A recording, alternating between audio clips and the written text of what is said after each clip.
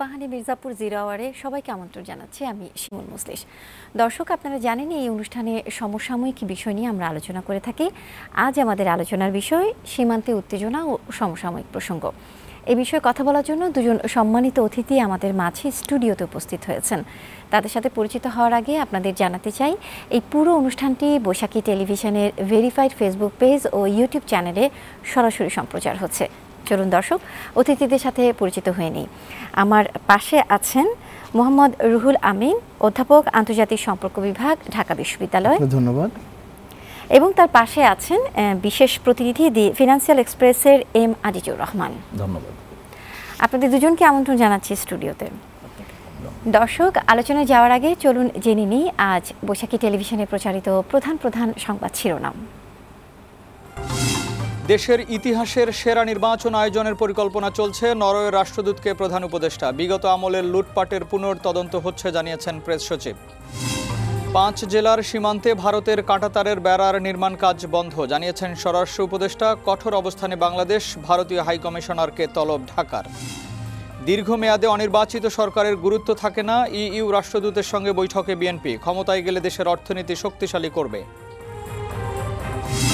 পূর্বাঞ্চলে প্লট জালিয়াতির অভিযোগে শেখ হাসিনা সহ পরিবারের 6 জনের বিরুদ্ধে দুদকের মামলার অনুমোদন। টিউলিপকে বরখাস্তের দাবি কনজারভেটিভ পার্টির। এবং জ্বালানি সংকটের মধ্যেই খেলাপি ঋণের নতুন নিয়ম চালুর খবরে দুশ্চিন্তায় ব্যবসায়ীরা। কেন্দ্রীয় ব্যাংকের গভর্নরের কাছে বিনিয়োগ বান্ধব পরিবেশ নিশ্চিতের তাগিদ। শিরোনাম দেখছিলাম, এবারে আলোচনায় ফিরতে চাই। আজ আমাদের আলোচনার বিষয় সীমান্ত উত্তেজনা ও সমসাময়িক প্রসঙ্গ। জনাব মোহাম্মদ রুহুল আমিন, আপনাকে দিয়ে শুরু করতে চাই। ভারতের সাথে আমাদের সীমান্ত আছে প্রায় 4156 কিলোমিটার। এর মধ্যে 3271 কিলোমিটারে কাঁটাতার স্থাপন করা হয়ে গেছে, বাকি আছে 885 কিলোমিটার। বিগত সরকারের সময় এই কাঁটাতারের বেড়া দেওয়ার প্রয়োজন মনে করেনি তারা, কিন্তু এখন রাজনৈতিক প্রেক্ষাপট চেঞ্জ হওয়ার কারণে তারা এই কাঁটাতারটা দেওয়ার প্রয়োজনীয়তা বোধ করছে। আমি যে জিনিসটা জানতে চাই সেটা হচ্ছে যে এই যে কাঁটাতারের বেড়া তারা দেওয়ার চেষ্টা করছেন, এটার তো একটা নীতিমালা আছে, এটা কেন মানা হচ্ছে না, এবং না মানা হলে সেক্ষেত্রে আসলে কি করণীয় থাকতে পারে? আপনাকে ধন্যবাদ। আপনি প্রশ্নের ভিতরে আপনার উত্তর দিয়ে দিয়েছেন। প্রথম কথা হলো, আন্তর্জাতিক আইন অনুযায়ী দুটো পাশাপাশি দেশ তারা কতটুকু সীমান্তের ভিতর বেড়া দিতে পারে। আন্তর্জাতিক নিয়ম অনুযায়ী 0 পয়েন্ট থেকে দু দেশের 0 পয়েন্ট থেকে 150 গজের ভিতরে কেউ কোনো বেড়া বা কোনো কিছুই করতে পারবে না। কিন্তু 2010 সালে বাংলাদেশ ভারতের একটা দ্বিপাক্ষিক চুক্তি হয়, সেখানে দহগ্রাম আঙ্গুরপোতা, ওইখানে তাদের দুই দেশ তার প্রয়োজন মোতাবেক এই নিয়ম ভঙ্গ করে কিছুটা এগিয়ে তারা বেড়া দিতে পারবে, এরকম একটা কথা ছিল। এবং সে অনুযায়ী বাংলাদেশের যারা বাংলাদেশের পক্ষ করে বিজিবির সদস্যরা 80 গজের ভিতরে তারা একটা বেড়া দিতে চেষ্টা, বেড়া ঠিক না, এটা এক ধরনের ফাইবার অপটিক্স, সেটা ভারতীয়রা বাধা দেয়, বিএসএফ বাধা দেয় ওই আন্তর্জাতিক আইন অনুসারে। 2010-এর দ্বিপাক্ষিক চুক্তি তারা মানে নাই। অথচ একই ভারত আজকে মাত্র কিছুদিন পর, বর্তমান বাংলাদেশের রাজনৈতিক পরিবর্তনের পরপরই এখন একই জায়গায় তারা মাত্র 80 গজের ভেতরেই তারা এখন বেড়া দিচ্ছে। এবং তারা তাদের স্থানীয় জনগণ, ভারতীয় জনগণরা বেড়া দিচ্ছিল। প্রথমে আমাদের বিজেপি বাধা দিয়েছে, তখন তারা দিতে পারেনি। পরে বিএসএফ ভারতীয় জনগণের পাশে আসছে এবং তারা খুব কটূক্তি করেছে এবং বাধা অনুভব করেছে, গন্ডগোল ফ্যাসাদ করেছে। যাক, এই ঘটনার পরে চরমভাবে আমাদের দেশের জনগণ, স্থানীয় বাসিন্দারা এবং আমাদের বিজেপির সদস্যরা কড়া প্রতিবাদ করে। তখন ভারতের বিএসএফ এটা আর দিতে পারেনি, তারা পিছু হটে। কিন্তু তাদের বাংকার মতো খনন করে, আপনারা দেখবেন, আমি টেলিভিশনে দেখলাম বাংকার খনন করছে। এই যে শূন্য রেখায় যে ভারত বেড়া দেওয়ার চেষ্টা করলো, এটা আসলে কোন আইন লঙ্ঘন করে? ইন্টারন্যাশনাল ল লঙ্ঘন করে তারা এটা করছে। আপনি তো আগেই বলছেন যে আমাদের যত সীমানা আছে তার ভিতর 3271 কিলোমিটার অলরেডি তারা কাঁটাতার বেড়া দিয়ে গেছে। এবারটা হচ্ছে দক্ষিণ এশিয়ার রাজনীতি, তো আমরা জানি এটার মূল বৈশিষ্ট্য হলো পারস্পরিক অবিশ্বাস, এবং ভারত সবসময় যে নেহেরু মতবাদ এবং ভারতের যে অ্যাটিচিউড তার পার্শ্ববর্তী ছোট রাষ্ট্র বাংলাদেশ, নেপাল, ভুটান, শ্রীলঙ্কা, যে বিগ সিস্টারলি অ্যাটিচিউড, এবং ভারত একটা হিজিমনিক স্টাবিলিটি থিওরি অ্যাপ্লাই করে থাকে। ভারত বোঝাতে চায় যে তারা দক্ষিণ এশিয়ার বড় রাষ্ট্র এবং তারা হিজিমনিক পাওয়ার এবং তাদের প্রভুত্ব করতেই হবে। কাজে কোনো রকম আন্তর্জাতিক আইনের তোয়াক্কা না করেই তারা ৩,২৭১ কিলোমিটারে এভাবে কাঁটাতারে বেড়া দিয়েছে। কিন্তু গত ১৫-১৬ বছরে বাংলাদেশ ভারতের সম্পর্ক এমনই ছিল যে আমরা তো জানি যে এটা কখনো এত অকৃত্রিম ছিল এবং এত ভালোবাসার সম্পর্ক ছিল যে সেখানে তার অনেক স্বামী স্ত্রীর সম্পর্ক হিসেবে অনেকে আখ্যায়িত করেছে তদানীন্তন সরকারের গুরুত্বপূর্ণ ব্যক্তিবর্গ, মন্ত্রী মহোদয়গণ, এবং সে কারণে এই কাঁটাতারে বেড়া দেওয়ার প্রয়োজন মনে হয়নি। কিন্তু ৫ই আগস্টের পর বাংলাদেশের রাজনৈতিক পট পরিবর্তনের পর আপনারা জানেন যে একটার পর একটা ঘটনা ঘটছে এবং সেটা ভারতের উস্কানিতেই। আমরা এখানে সংখ্যালঘু ইস্যুও জানি, আমরা সীমান্ত ইস্যু জানি, এবং সীমান্তে হত্যা, ফেলানির মতো হত্যা, কিছু আগে রায়হানকেও হত্যা করে তার লাশ তারা গুম করে ফেলে, পরে তারা বাংলাদেশের প্রতিবাদের মুখে আবার পতাকা বৈঠকের মাধ্যমে লাশটা ফেরত দেয়, এতটুকু মাত্র। কিন্তু তাদেরকে সীমান্তে তাদের অপরাধ কিন্তু থেমে থাকেনি। সমস্ত আন্তর্জাতিক আইন, সীমানা আইন, দ্বিপাক্ষিক রাষ্ট্রের সম্পর্কে দ্বিপাক্ষিক সৌন্দর্য, যে কূটনৈতিক বৈশিষ্ট্য, শিষ্টাচার, তা সব লঙ্ঘন করে ভারত একতরফাভাবে বাংলাদেশের উপরে এই নির্যাতন শোষণ চালাচ্ছে। অর্থাৎ ঐতিহাসিকভাবে গত ১৫-১৬ বছরে সেটা স্তিমিত ছিল, কম ছিল। এখন আবার ভারত সেটাই শুরু করছে এবং স্পষ্ট বাংলাদেশকে বার্তা দিচ্ছে যে বাংলাদেশের সাথে ভারত সুন্দর সম্পর্ক রাখতে চায় না। জনাব এম আজিজুর রহমান, আপনার কাছে আসতে চাই। আপনার কি মনে হয় কূটনৈতিক যে শিষ্টাচার সেটা কেন আসলে ভারত রক্ষা করতে পারছে না? আসলে এটা আপনি রাইটলি পয়েন্টেড আউট যে আফটার অগাস্ট 5 একটা নাইবারিং কান্ট্রি ইন্ডিয়ার সাথে বাংলাদেশে একটা ডিপ্লোমেসির দিক দিয়ে একটা মানে অসময় একটা পরিস্থিতি বিরাজ করছে। আমরা ফ্রম দ্য ভেরি বিগিনিং দেখেছি যে দুই দেশের মধ্যে ইন্ডিয়া প্রথমে ভিসা বন্ধ করে দিল, যে কারণে আপনার ট্যুরিজম সেক্টরটা দুই দেশেরই কিন্তু একটা ইম্প্যাক্ট হয়েছে। পরে আমরা দেখলাম বিভিন্ন সময় সংখ্যালঘু ইস্যু, বিভিন্ন ইস্যু নিয়ে বিভিন্ন আপনার একটা সিচুয়েশন রেজ করার একটা প্রচেষ্টা। আপনি যদি অভিযোগের আঙ্গুল যদি তুলতে বলেন তাহলে এই অভিযোগটা কিন্তু আমাদের নাইবারিং কান্ট্রি ইন্ডিয়ার দিকেই যায়। আমরা জানি বিভিন্ন মিডিয়া একচেটিয়া উইদাউট এনি ফ্যাক্টস তারা কিন্তু বিভিন্ন অ্যালিগেশন ওয়ান্স আফটার অ্যানাদার বারবারই করে যাচ্ছে, এবং আমরা দেখেছি এটা প্রতিবাদ কিন্তু ফ্রম ইন্ডিয়ান সাইডই হয়েছে। কিন্তু আজকে মমতা ব্যানার্জি বলেছেন যুদ্ধের একটা উস্কানি বাংলাদেশ দিচ্ছে। No, I think it's not correct, because এই যে আপনি যে এই সীমান্তের এসব এই যে সীমান্ত ইস্যুটা আপনি যেটা বলেন, এই যে এটারই আপনার এই যে কনসিকুয়েন্স, যেটা একটা ঘটনার পর আরেকটা, এটার লেটেস্ট ইস্যু হচ্ছে আপনার সীমান্তে যে একটা উত্তেজনা বলেন বা আনফেয়ারনেস হোয়াট এভার ইউ সে। আমরা কিন্তু অনেক দিন দেখেছি, দীর্ঘদিন যাবত দেখেছি যে বাংলাদেশের বর্ডার এবং ইন্ডিয়ান বর্ডারে শুধুমাত্র বাঙালিরা কিন্তু আপনার মৃত্যু মুখে পতিত হয়েছে ফ্রম বিএসএফ ফায়ারিং। আমরা কখনোই দেখিনি যে ভেরি রেয়ার আমরা দেখেছি যে বিডিআর আপনার ইউনিলিটারিলি ফায়ার করেছে, একজন ভারতীয় পর্যন্ত মারা যায়। হ্যাঁ, একজনও দেখা যায়নি। এবং ওয়ার্ল্ডে কিন্তু ইটস ভেরি রেয়ার যে কোনো বর্ডার কিলিং হচ্ছে বছর পর বছর। এটা কিন্তু ইন্টারন্যাশনাল ল অবশ্যই ভায়োলেশন, আপনি স্যার জানেন, এবং এই ভায়োলেশনের এগেনস্টে কিন্তু ইন্ডিয়া কখনো ফ্রুটফুল কোনো জবাব দেয়নি সোফার। তো আর লেটেস্ট যে ইস্যুটা আমরা দেখেছি যে কাঁটাতারের বেড়া, ইটস জাস্ট এ ইস্যু।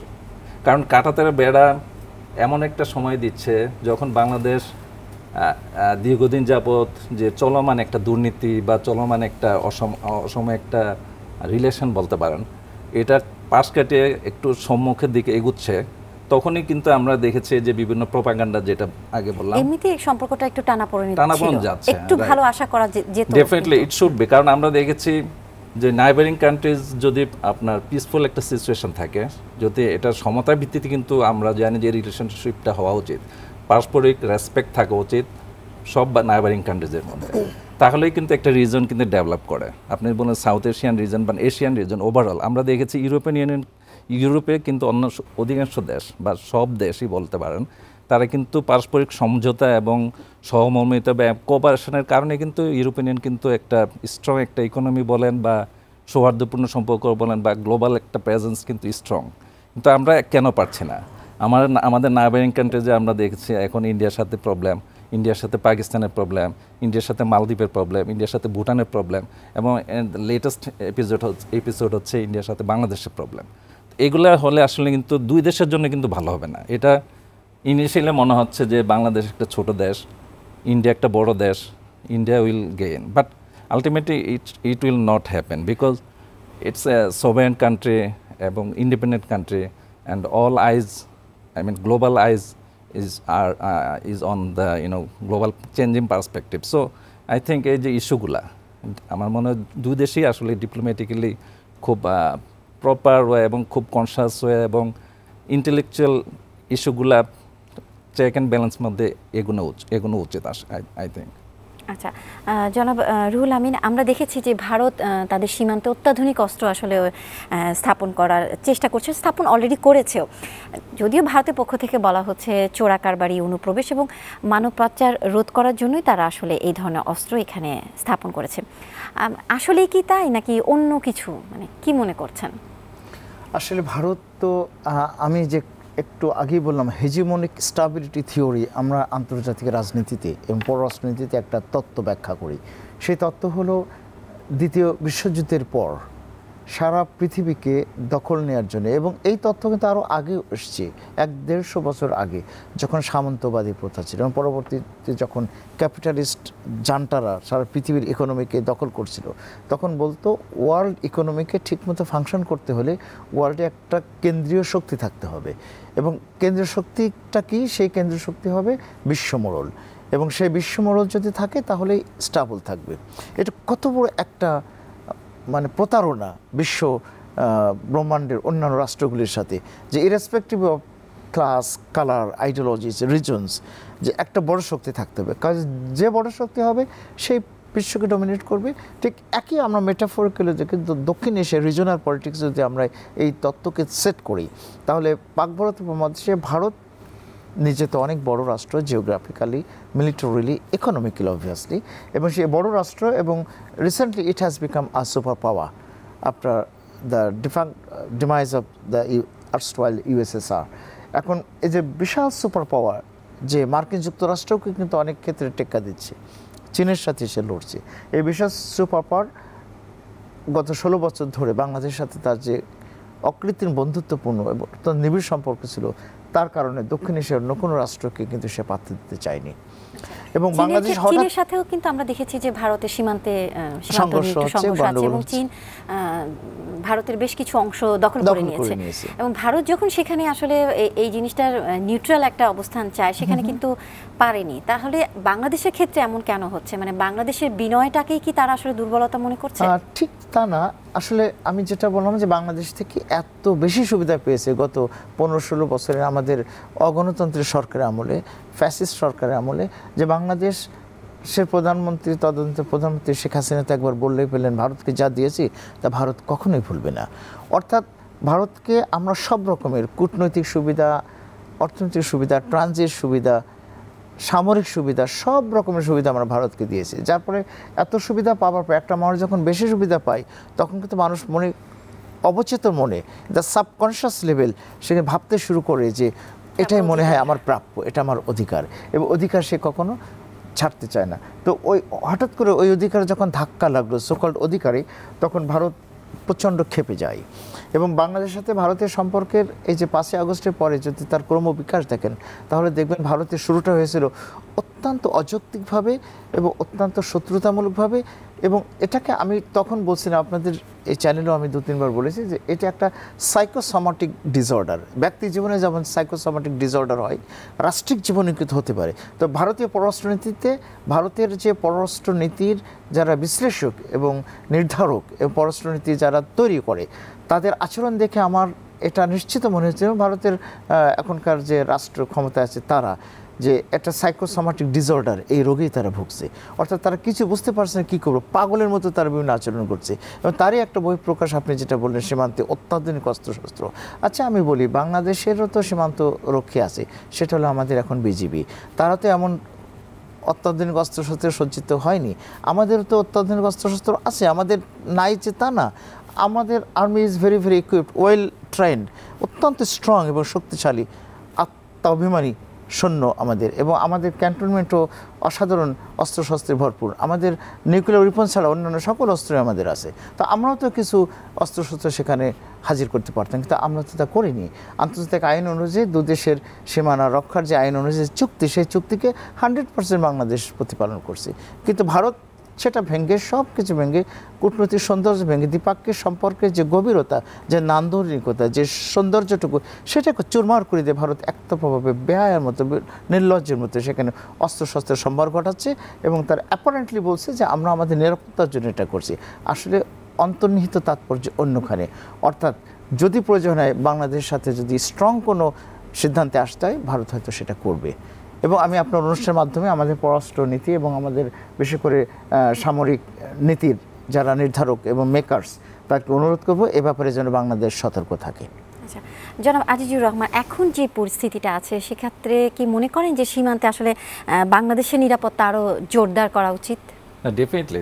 আপনি জানবেন সীমান্ত সবসময় সেন্সিটিভ, এবং যদি কোনো পক্ষ অযৌক্তিকভাবে এবং আপনার অস্ত্রশস্ত্র বা সামরিক অভিযান বা মহড়া প্রদর্শন করতে উদ্যত হয়, বিইং দ্য সভরেন কান্ট্রি এবং being independent country, Bangladesh should also do the same. But এখানে বাংলাদেশ সোফার কিন্তু একটা ডিপ্লোম্যাটিক নর্ম আপনার কন্টিনিউ করছে।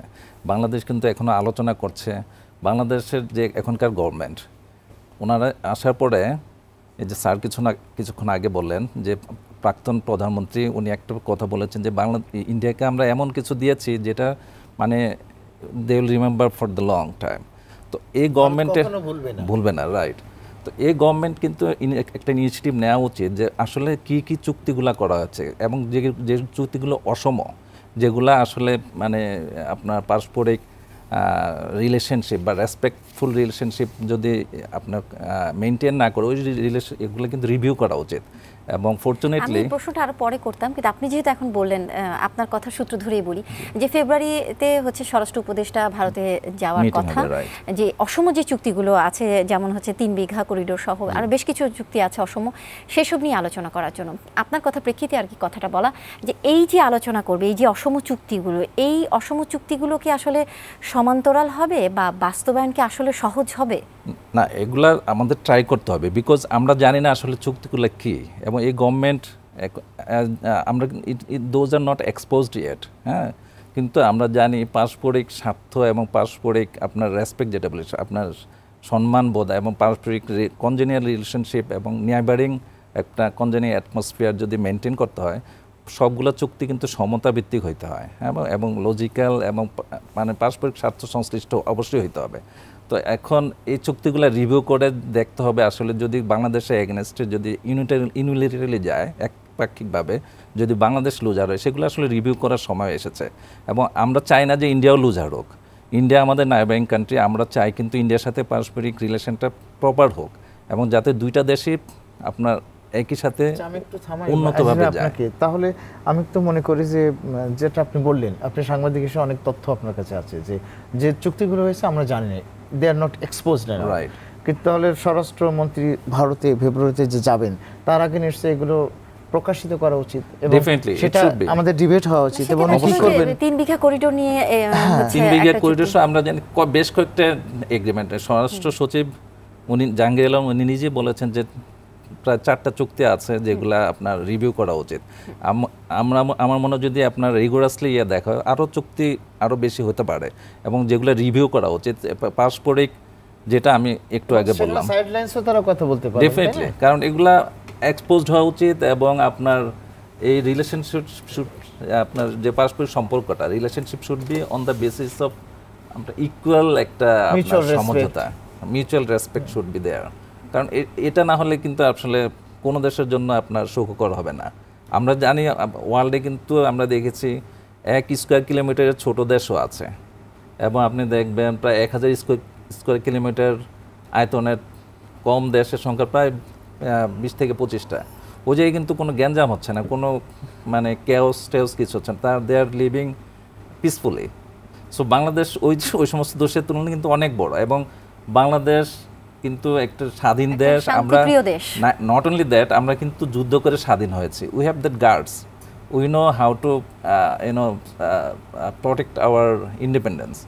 সো এটা আসলে বাংলাদেশের জাতি। বাংলাদেশের যে সবাই বলে, আপনি দেখবেন ওয়ার্ল্ড ব্যাংক, এডিবি সবাই বলেন কি রেজিলিয়েন্ট। হ্যাঁ, আপনি দেখবেন বিভিন্ন আগে ইকোনমিক টার্বুলেন্স গিয়েছে, বিভিন্ন সময় আমাদের ইকোনমি কিন্তু ঘুরে দাঁড়িয়েছে, বিভিন্ন সময় আমরা কিন্তু রেজিলিয়েন্ট একটা আপনার সহ্য করি আমরা, কারেক্ট, এবং we can face and we can also move ahead. So from that point of view আমার মনে হয় Bangladesh should act accordingly as it did before the people actually. আচ্ছা জনাব রুহুল আমিন, একটা বিষয় জানতে চাই, যে আজকে ভারতীয় হাইকমিশনকে ডেকে একটা ক্ষোভ জানানো হলো, আপনার কি মনে হয় যে এই শুধু ডেকে আসলে ক্ষোভ জানালেই হবে, নাকি আরও কূটনৈতিক উদ্যোগ নিতে হবে? এটা খুব ইন্টারেস্টিং। আমরা এই ঘটনা ঘটার পরই কিন্তু আমাদের পররাষ্ট্র উপদেষ্টা তৌহিদ ভাই উনি ডাকলেন ভারতের প্রণয় ভার্মাকে, হাইকমিশনার, এবং সেখানে গিয়ে আলোচনা হলো এবং উনি বললেন যা ঘটলো। কি বললেন সব কথা তো আমরা জানি না, কন্টেন্টস আসে হয়তো আগামীকাল আসবে। আমরা ডিপ্লোম্যাটিক একটা স্পিচ পেয়েছি অনলাইনে, আমরা যা পাই আমিও দেখেছি ওটা, কিন্তু it's not enough to understand the dynamics of the problem. হয়তো আগামীকাল আরও ডিটেলস জানতে পারবো। কিন্তু ভারতীয় প্রণয় ভার্মা সাংবাদিক যেটা বললেন যে এটা নিয়ে আমাদের আলোচনা হলো এবং বিএসএফ বিজিবিও কথা বলছি, এবং আমরা দু দেশ খুবই শান্তিপূর্ণ সহযোগিতা চেয়েছে। তাও না, তারা বলছে দুদেশ শান্তিপূর্ণভাবে প্রসিড করছি। কিন্তু আমি তো বাস্তবে যখন ওই এলাকার ঘটনাগুলো দেখি, আমি আপনাকে শুরুতেই বলছিলাম 2025 সাল শুরু হওয়ার পর থেকে এ পর্যন্ত সীমান্ত সংঘর্ষ একটার পর একটা হচ্ছে। আমরা যে দহগ্রাম আঙ্গুরপোতার কথা বলছি লালমনিরহাটে, এটা শুধু না, আপনারা যদি দেখেন দিনাজপুর কুচবিহার ওখানে প্রবলেম আছে, তারপর চাঁপাইনবাবগঞ্জ মালদহ ওখানে প্রবলেম আছে। আরও মজার ব্যাপার হলো ঝিনাইদহ মহেশখালী, ওখানে প্রায় 5 বিঘা মতো বাংলাদেশের ভূখণ্ড ভারতীয়রা দখল করেছিল বিজেপি, এবং আমাদের বিজেপি কিন্তু সেটা উদ্ধার করেছে এবং তারা ঘোষণা করেছে আমরা উদ্ধার করেছি। সাথে সাথে বিএসএফ এবং ভারতীয় কর্তৃপক্ষ বললো না, ভারতীয় বিএসএফ ভারতের সীমান্ত চমৎকারভাবে রক্ষা করেছে। এখন সত্যমিতা কী তা হয়তো আরও করলে তো একটার পর একটা আমরা ঘটনা ঘটছে, এবং এটা অত্যন্ত মর্মান্তিক এবং বেদনাদায়ক। আমাদের স্ট্রং ইন্টারন্যাশনাল ল রয়েছে, এবং আমি খুব অবাক হচ্ছি যে আমাদের পররাষ্ট্র উপদেষ্টা এত ভদ্রভাবে প্রত্যেকটা ইস্যু কিন্তু ওনারা হ্যান্ডেল করছেন। এবং এর আগে দেখছি আমাদের পররাষ্ট্র সচিব জসিমউদ্দিন গওহর, উনি যখন ভারতীয় পররাষ্ট্র সচিবের সাথে বসলেন তখন কিন্তু জসিমউদ্দিন গওহর অনেকগুলো স্ট্রং মেসেজ দিয়েছিলেন ইন এ ডিপ্লোম্যাটিক ল্যাঙ্গুয়েজ, এবং তা বেশ কাজও হয়েছিল। এবং তারা যে সংখ্যালঘু ইস্যুতে বারবার বাংলাদেশের উপর একতরফা দোষ চাপাচ্ছিল, বিশেষ করে ওই যে হাই কমিশন আক্রমণের ঘটনাগুলো নিয়ে, এবং আমাদের অ্যাম্বাসেডার পতাকা ছিঁড়া, সীমান্ত ভেঙে দেওয়া, ভেতরে ঢুকে মারামারি করা, তো এগুলোর বিরুদ্ধে জোর প্রতিবাদ জানিয়েছে আমাদের পররাষ্ট্র সচিব। কিন্তু আমরা আজকের ঘটনায় দেখলাম যে ডাকা হলো অ্যাম্বাসেডরকে, প্রণয় ভার্মাকে, কিন্তু স্ট্রং মেসেজ দেওয়া হয়নি, এবং সেখানে শুধুমাত্র ডিপ্লোম্যাটিক কার্টিসির কথা বলা হলো। অথচ যে ঘটনা ঘটছে আন্তর্জাতিক আইন সম্পূর্ণ লঙ্ঘন করে, তা এক এক করে তারা যে তা কাঁটাতারে বেড়া দিচ্ছে, এবং মাত্র প্রায় 800 কিলোমিটার বাকি আছে, এটা দিতে তো বেশি দিন লাগবে না, এবং গোপনে গোপনে কখন দিয়ে ফেলবে বাংলাদেশ তা বুঝতেও পারবে না। তো এখন আমাদের মনে হয় this the time to rise ourselves, to show our strength, our resilience, to resist any intervention violating international law. আচ্ছা, আমরা আবার আসবো, একটা বিরতি যাচ্ছি। দর্শক, ইস্পাহানি মির্জাপুর জিরাওয়ারি নিচ্ছে একটা ছোট্ট বিরতি, ফিরছে একটু পর, সাথেই থাকুন।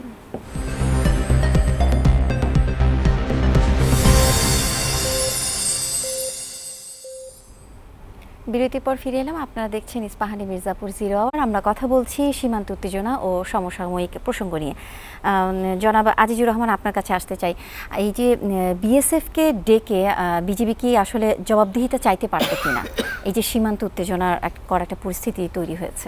না, ডেফিনেটলি চাইতে পারতো। আমার মনে হয় বিজিবি সেটা করেছে। ইনফ্যাক্ট আপনার যে সীমান্ত যেটা করেছে, এবং আপনি বলতে পারেন যে আপনার বাংলাদেশের পার্ট থেকে যে অবস্থানটা আরও স্ট্রং হওয়া উচিত কিনা।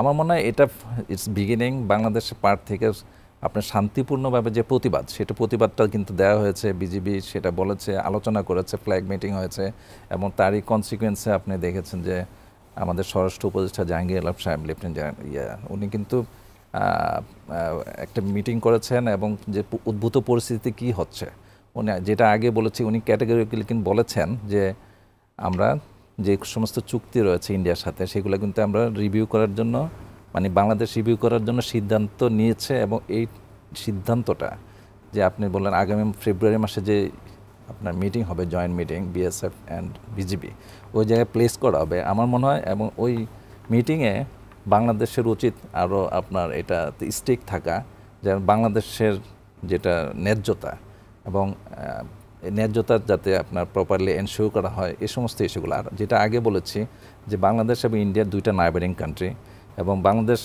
আপনি দেখবেন অন্যান্য দেশের সাথে যে সমস্ত সমতা ভিত্তিক চুক্তি বিভিন্ন কিছু এক্সপোজড হয় কিন্তু ইন্ডিয়ার ক্ষেত্রে আমরা দেখেছি অনেক চুক্তি কিন্তু এক্সপোজড না এবং এই কারণেই কিন্তু আসলে আপনার যে পারস্পরিক বিভ্রান্তি পারস্পরিক যে বিশ্বাসহীনতাটা কিন্তু তৈরি হয় আমার মনে হয় দুইটা দেশের জন্যই উচিত হবে যে যেই এগ্রিমেন্টই হোক এগুলো এক্সপোজ করা এবং জনগণকে জানানো এবং এই সমতাভিত্তিক যাতে এই এগ্রিমেন্টগুলো হয় আর বিজিবি আমার মনে হয় যে আপনার পেট্রোল এটা রিগুলাসলি আসলে বাড়ানো উচিত এটা শুধু নট অনলি ইন্ডিয়া আমাদের কিন্তু মায়ানমারেও কিন্তু আছে অন্য দিক দিয়ে বর্ডার মায়ানমারের পাশে আমরা দেখেছি আরাকান রাজ্য বা এটা টাইপের কিছু একটা ব্রুইং আপ ওই জায়গায় আপনার বিভিন্ন যুদ্ধ হচ্ছে খণ্ডযুদ্ধ বিদ্রোহ যুদ্ধ সো বিজিবিকে আরও শক্তিশালী করা দরকার বাংলাদেশের ইন্ডিপেন্ডেন্স এনশিওর করার জন্য সভরেনিটি এনশিওর করার জন্য এবং বর্ডারকে প্রোটেক্ট করার জন্য নট অনলি ইন্ডিয়া এটা আসলে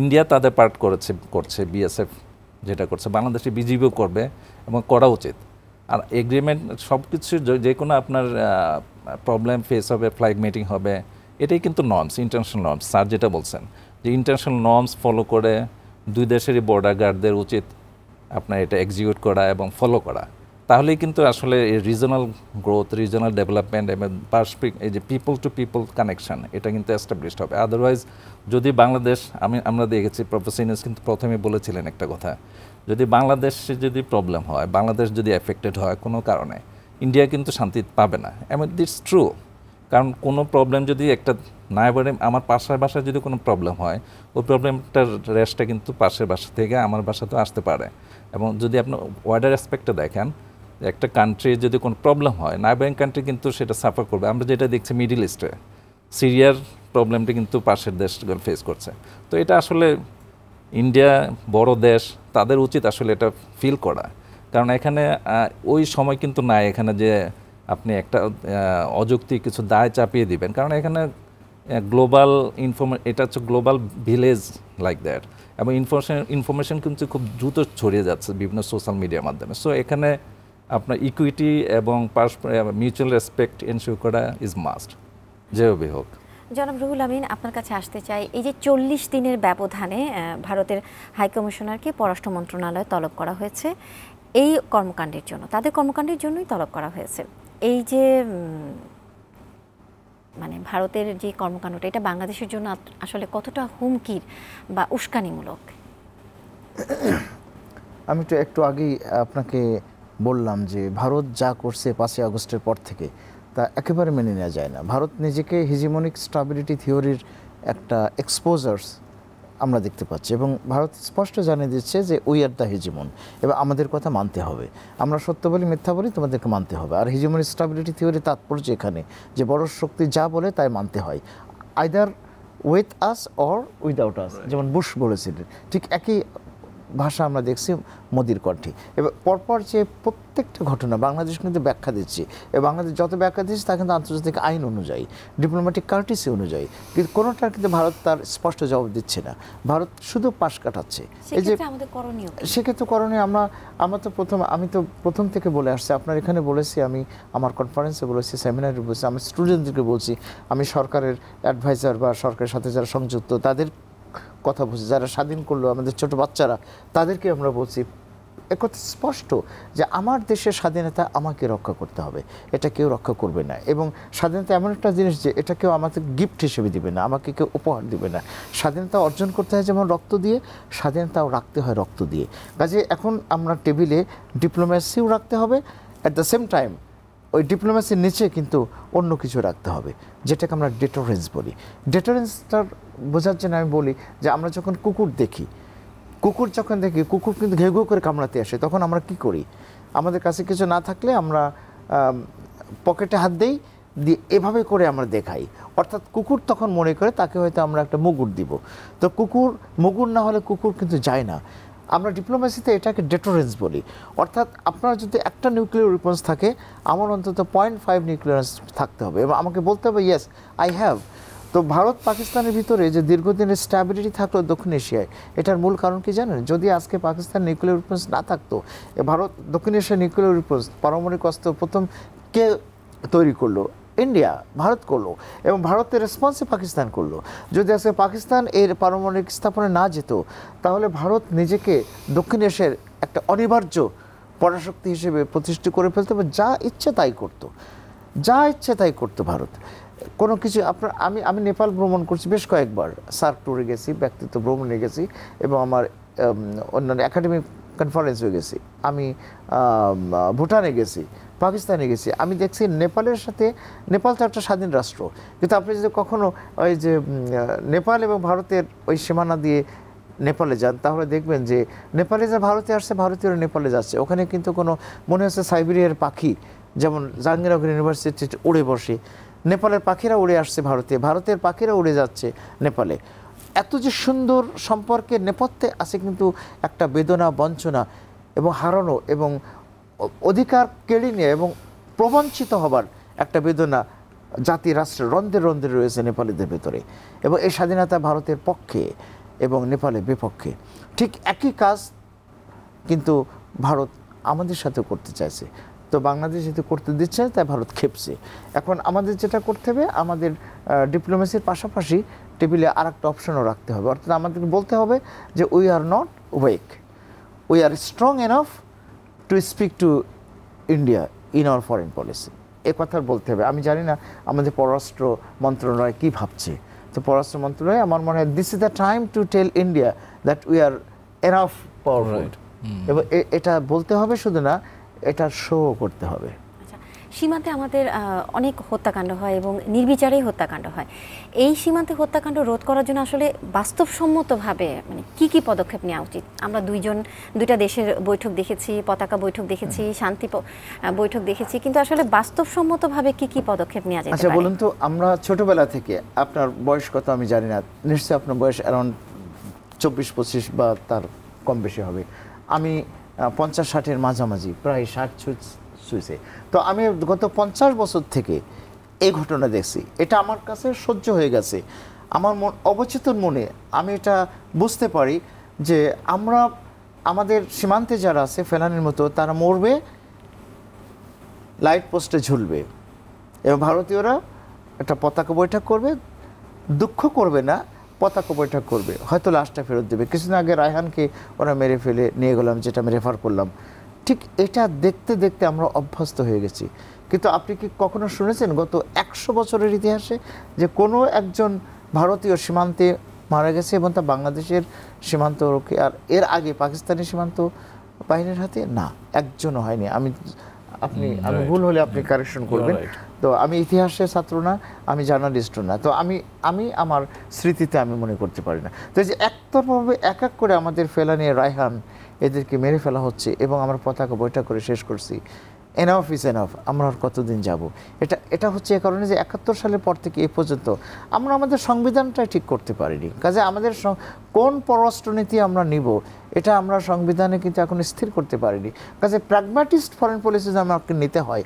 আমাকে যদি হিজেমনিক স্টাবল পাওয়ারের সাথে আমাকে লড়তে হয়, চ্যালেঞ্জ যা ছুড়ে দিচ্ছে সেটাকে যদি আমার টেক আপ করতে হয়, তাকে ফেস করতে হয়, তাহলে আমার তো এরকম একটা একাডেমিক ব্যাকগ্রাউন্ড থাকতে হবে, আমার একটা প্র্যাকটিক্যাল ইমপ্লিমেন্টের এক্সপোজার্স থাকতে হবে, আমার ওরকম একটা স্ট্রং প্রেমিস থাকতে হবে যা আমি তাকে শো করতে পারবো। এটার কিন্তু কিছুই আমরা চর্চা করি নাই। আমরা সব দিক থেকে দুর্বল হয়ে আছি। এদিকে আমাদেরকে অ্যাটেনশন দেওয়া খুবই জরুরি। ঠিক আছে, আমরা একটা বিরতি নিতে হচ্ছে। দর্শক, ইস্পাহানি মির্জাপুর জিরাওয়ারে নিচ্ছে একটা ছোট্ট বিরতি, ফিরছে একটু পর, সাথেই থাকুন।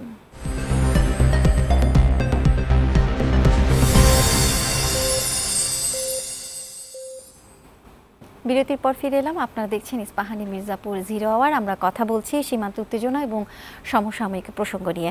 জনাব আজিজুর রহমান, আপনার কাছে আসতে চাই। আজ ইইউ সদস্যরা বিএনপি সদস্যদের সাথে দেখা করেছেন এবং সেখানে বিএনপি বলেছেন যে দীর্ঘমেয়াদে অনির্বাচিত সরকারের গুরুত্ব থাকে না। আমরা যতটুকু জানি যে এই বছরের শেষে এবং সংস্কার যদি একটু বেশি চাওয়া হয় তাহলে হচ্ছে সামনের বছরের জুনের মধ্যে নির্বাচন হবে। এই যে বিএনপি বলেছেন যে দীর্ঘমেয়াদে, আসলে এখানে বিএনপি কি বার্তা দিতে চেয়েছেন? হ্যাঁ, ধন্যবাদ। আমার মনে হয় এখানে বার্তাটা চাচ্ছে বিএনপি, স্পষ্টীকরণটা চাচ্ছে। আসলে আমরা দেখেছি প্রথমে বেশ কয়েকজন অ্যাডভাইজার কিন্তু বলেছিলেন যে 2025-এর মধ্যে ইলেকশন সম্ভব, হ্যাঁ, বাই ডিসেম্বরের মধ্যে কয়েকজন বলেছেন, এর মধ্যে আসিফ নজরুল আছেন, তারপর আর কয়েকজন। পরে প্রফেসর ইউনূস কিন্তু বলেছেন যে by 2025 or next years half of next year. তো এটা কিন্তু একটা একটা ভাষা কথা, কিন্তু এটা আপনি যদি স্পেসিফিক ডেট দেন বা স্পেসিফিক মান্থ দেন তখন একটা স্পষ্টীকরণ বলা যায়। এটা বিএনপি যেটা বলেছে, নট অনলি বিএনপি, আমার মনে হয় বিভিন্ন ডোনার এজেন্সি, বিভিন্ন ডেভেলপমেন্ট পার্টনার কিন্তু বিভিন্ন সময় বলেছে।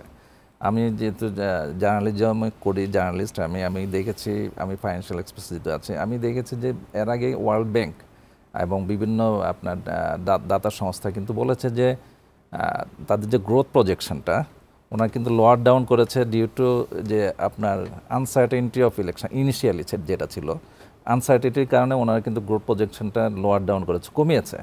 তারপর যখন 2025 বলা হচ্ছে, তারপরে ওনারা কিন্তু ওই গ্রোথটা কিন্তু আর বাড়ায়নি প্রজেকশনটা।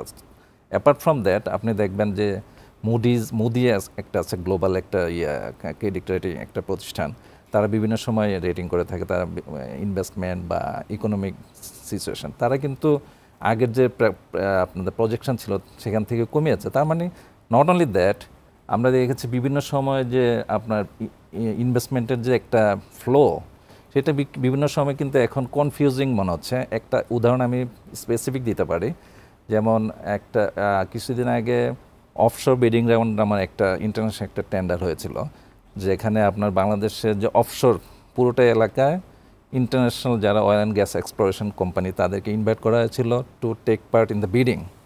এটা মার্চে ইনভাইট করা হয়েছিল, প্রথম ডেট ছিল সেপ্টেম্বর 9, যে বিড সাবমিশনের deadline.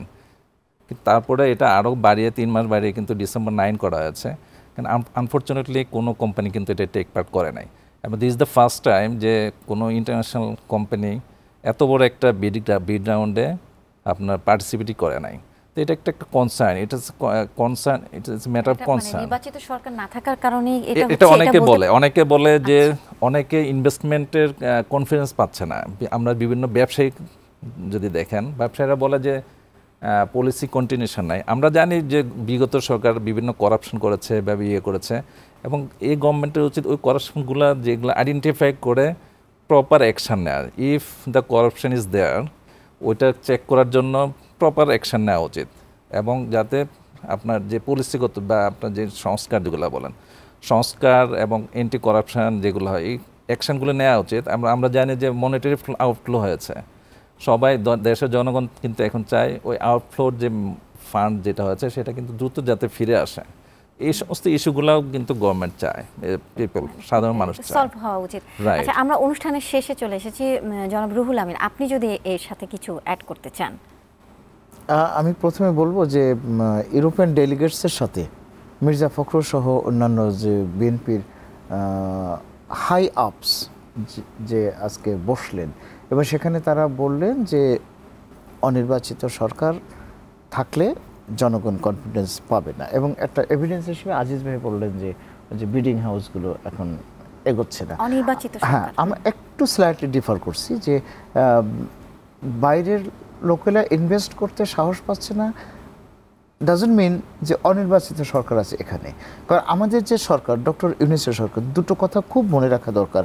Doctor Yunus is not only an icon in Bangladesh, doctor Yunus is an international figure, এবং তার আস্থা, তার বুদ্ধিমত্তা, তার জ্ঞান, তার মাইন্ডসেট এবং তার পলিসি ফ্রেম, এই সব কিছুতে সারা পৃথিবীর আস্থা আছে। কিন্তু আনফর্চুনেট হাউএভার এটা সত্ত্বেও, এবং এই ইউনূস সরকারের প্রতি সারা বিশ্ব এমনভাবে সমর্থন দিয়েছে, আমরা জানি যে জাতিসংঘের যে সাধারণ অধিবেশন হলো এবং তারপর থেকে এবং তার আগ থেকে সারা পৃথিবীর কিন্তু বাংলাদেশের প্রতি দৃষ্টি রেখেছে এবং উপচে পড়া সমর্থন দিচ্ছে। যে ডোনার এজেন্সিসগুলো, ইনভেস্টর্সরা, তারা কিন্তু কি তোমাদের চাই, যা তোমরা চাও তাই তোমরা পাবে। সমস্যা হলো যে আমাদের সেই যোগ্যতা নাই, আমাদের অ্যাবিলিটি নাই। আমি স্পষ্ট করে বলছি, আমাদের এই সরকার, যে সরকারকে আমরা একটা যুদ্ধের মাধ্যমে ৩৫০০ শিশু কিশোরদের শাহাদত এবং লক্ষ লক্ষ পঙ্গু এবং অসহায় হাসপাতালে যারা মরণ যন্ত্রণা কাতরাচ্ছে, তাদের বিনিময়ে যে দেশটাকে আমরা নতুন করে স্বৈরাচার থেকে মুক্ত করে স্বাধীন করলাম, নতুন স্বাধীনতা আমরা বলছি, সেই সরকার আমাদের সরকার। কিন্তু এই সরকার কিন্তু আমাদের সেই ঈপ্সিত এবং কাঙ্ক্ষিত, আমাদের প্রত্যাশিত যে ফলাফল তা এনে দিতে পারছে না। সমস্যাটা ওই জায়গায়। ডাজন্ট মিন যে নির্বাচন কিছু না, এই সরকারের প্রতি সবাই সমর্থন দিয়েছে, কিন্তু সরকার যেহেতু doesn't play any effective role to help foreigners to come on here and to believe that they can invest in Bangladesh, সমস্যাটা ওইখানে। তো আমার মনে হয় যে এই সরকারকেও একটু সময় দেওয়া দরকার। এই সরকারকে আমরা সমর্থন করি এবং সরকারের প্রবলেমগুলো আমরা বুঝি, তাদেরকে একটু একটু সময় দিতে। এবং বিএনপি যেটা চাচ্ছে, তড়িঘড়ি করে নির্বাচন চাচ্ছে। এখন সমস্যা হলো, আমাদের যারা যুদ্ধ করলো, দেশটা তো আসলে ওই ছাত্রী এবং ইয়াং জেনারেশন, ওদের কাছে আমরা ঋণী। এবং আমরা সবাই যুদ্ধ করেছি, কিন্তু সম্মুখভাগে যুদ্ধ করেছে ওরা, এবং এই স্বাধীনতার উপহারও তাদের। সেই ছাত্ররা, তরুণরা কিন্তু এটা ভাবছে না। তরুণরা ভাবছে সংস্কার আগে, তারপর নির্বাচন। এখন সংস্কার কত তাড়াতাড়ি করা সম্ভব, আমি মনে হয় বিএনপি সহ অন্যান্য রাজনীতিবিদের সেখানে অ্যাটেনশন দেওয়া দরকার। এই সরকারের উপর চাপ দিতে হবে এবং তাদের পাশে থাকতে হবে যে সংস্কার করুন। অসংখ্য ধন্যবাদ আপনাদের দুজনকেই, কৃতজ্ঞতা জানবেন আমাদের মাঝে উপস্থিত হওয়ার জন্য। দর্শক, ইস্পাহানি মির্জাপুর জিরাওয়ার আজ এ পর্যন্তই। দেখা হবে আগামীকাল নতুন কোনো বিষয়, নতুন অতিথিদের সাথে। সে পর্যন্ত সবাই ভালো থাকুন, সুস্থ থাকুন, বৈশাখী টেলিভিশনের সাথেই থাকুন। শুভরাত্রি।